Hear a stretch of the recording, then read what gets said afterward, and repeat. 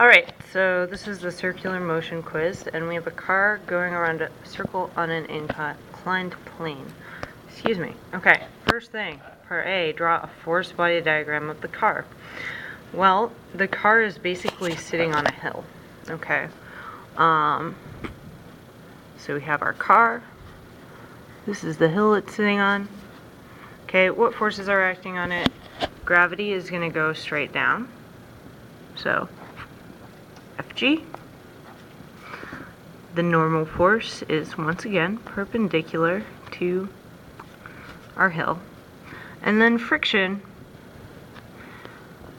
we don't know whether it's pointing up or down the hill, but I gave you full credit as long as you had it going in the direction of the hill. Okay, so here's our angle, and we know this is the same angle. You didn't have to have the angles in there, but you had to have these three forces, and they needed to be oriented this way with respect to the hill. Again, you could have the force of friction going up. That would be fine. Okay, part B. If the car moves around the track at a speed of 40 meters per second, and the track hits a radius of 800 meters, find the car's centripetal acceleration. So that was deceptively easy. Okay, this is part B. This is part A. We know that centripetal acceleration is Vt squared divided by r. In this case, we have a V of 40. So we have 40 squared divided by 800. And so that's 1600 divided by 800 equals 2 meters per second squared. Okay, just because it's centripetal acceleration, by the way, doesn't mean that our unit for acceleration is going to change. Part C, what we had to do is find the size and direction of the force from friction accelerating on the car. Okay, to do this, we have to think about centripetal forces. And we know that, Ms. Fitzmaurice has to find another colored pen. We basically want to find the components of the forces that are pointing along that yellow line, because that's where the center of the track is. Okay, so that's like Fnx, and we know if we did a little geometry that theta is right here, so we have Fnx, and that's what we care about. And then we also care about Ffx. Okay, so we have Fnx plus Ffx is equal to Fc, and we know Fc is mv squared over r. So we have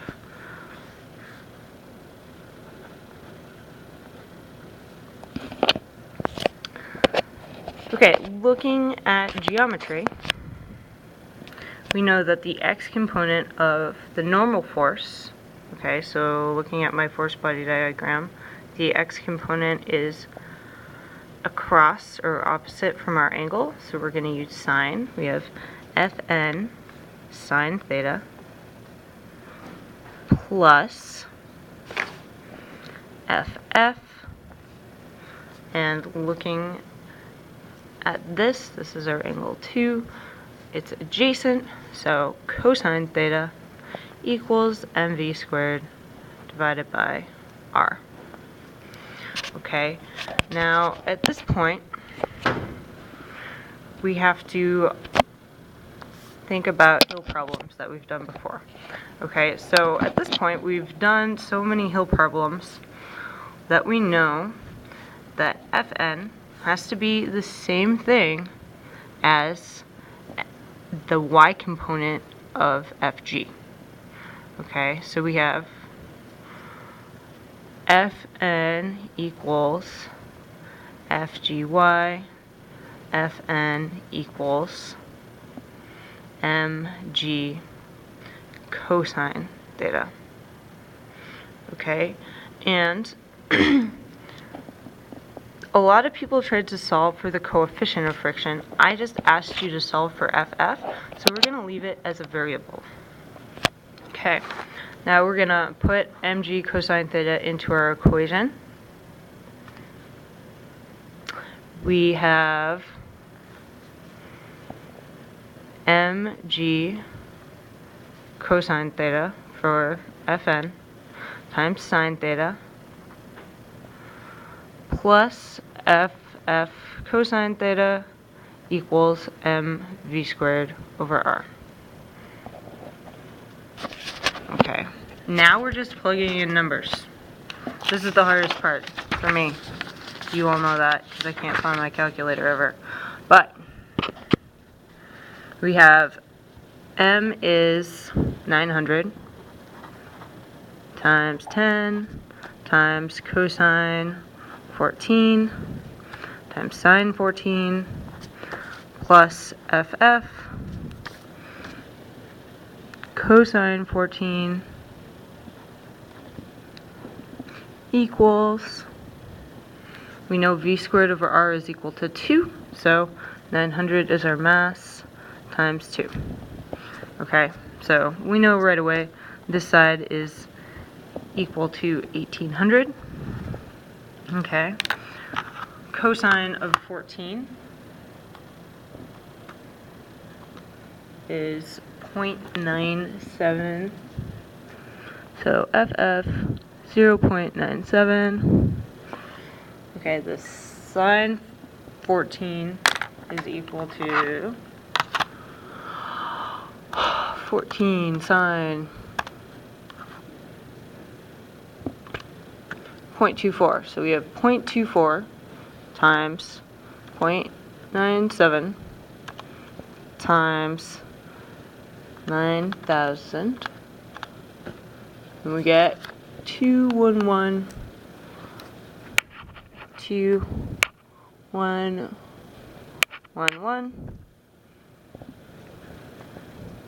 plus FF times 0.97 equals 1800. So FF is equal to